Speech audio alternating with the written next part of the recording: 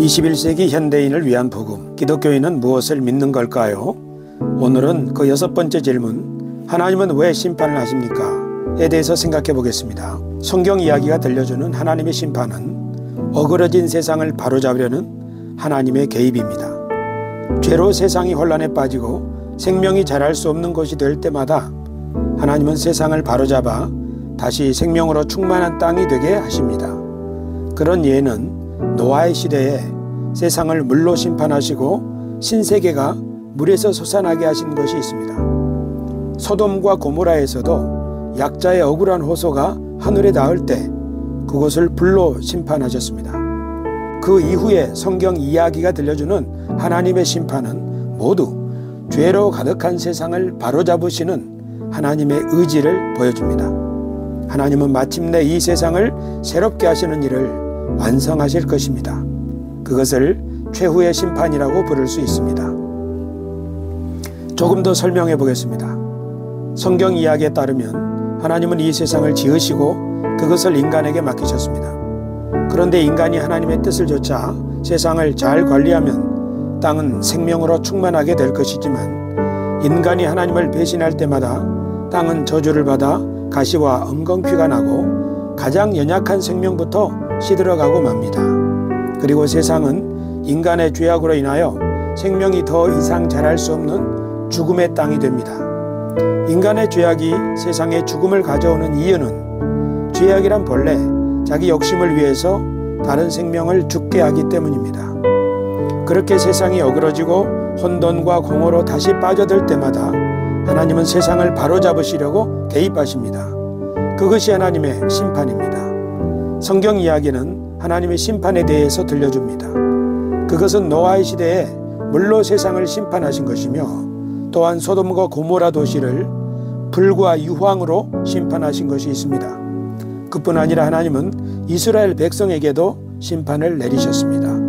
하나님의 심판으로 악인은 땅에서 더 이상 살 수 없게 되었습니다. 모든 것이 물에 잠기고 불에 다 없어졌습니다. 그리고 그 가운데서 하나님은 다시 새로운 땅이 솟아나게 하셨습니다. 그것이 노아의 가족이 물려받은 신세계입니다. 하나님은 노아 시대 때 물로 세상을 심판하시고 다시 물 속에서 육지가 솟아나게 하시고 만물이 다시 자라나게 하셨습니다. 그 결과 새로운 세상이 열렸습니다. 그리고 노아의 가족은 그 새로운 세상을 물려받아 다스리는 임무를 맡았습니다. 하나님은 자기 백성을 심판하시고 그들이 진정으로 하나님을 사모하고 섬기는 나라로 거듭나게 하셨습니다.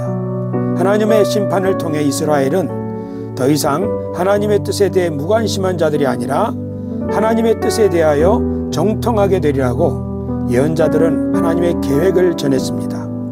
더 이상 약육강식의 세상이 아니라 모든 만물이 서로 평화 가운데 공존하며 하나님을 아는 지식이 땅에 가득하게 될 것이라는 꿈을 예언자들은 들려주었습니다.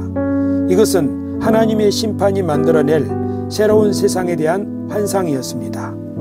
성경 이야기가 들려주는 하나님의 심판 이야기는 창세기에서부터 요한계시록에 이르는 전체를 통해서 지속적으로 들려옵니다. 하나님을 경외하는 사람들은 자기 시대의 불의와 죄악에 가담하지 않으면서 모든 것을 바로잡으시는 하나님을 전했습니다. 그런 이유로 예언자들은 자기 백성들을 향하여 회개를 촉구했으며 사도 바울도 왕들 앞에서 하나님의 심판에 대하여 이야기했습니다. 예수께서도 죄인을 용서하시면서 동시에 불의한 지도자들에게 심판을 선언하셨습니다. 하나님이 만인을 너그럽게 용서하시고 품어주시는 분이지만 죄를 회개하지 않고 완악한 사람들을 반드시 심판하실 것을 예수님은 잘 아셨습니다. 예수께서는 예루살렘이 심판을 받을 것을 아시고 안타까워하셨습니다. 그러므로 예수님을 진심으로 믿고 따르는 사람들은 예수님처럼 죄인을 사랑하며 동시에 불의한 권력과 세력에 대해서는 굴하지 않으며 회개를 촉구하며 심판을 선포합니다. 왜냐하면 하나님은 언제나 이 세상을 바로잡기 위하여 신실하게 일하시는 분임을 그들은 잘 알기 때문입니다. 하나님의 심판은 악인에게는 무섭고 두려운 날이겠지만 하나님을 사랑하여 그 뜻에 따라 사는 백성들에게는 이 세상이 바로잡히는 희망의 날이며 비로소 하나님의 계획대로 만인이 공존하고 상생하는 세상이 임하게 되는 날입니다. 그래서 신자들은 그날이 속히 오기를 기다리고 사모했습니다.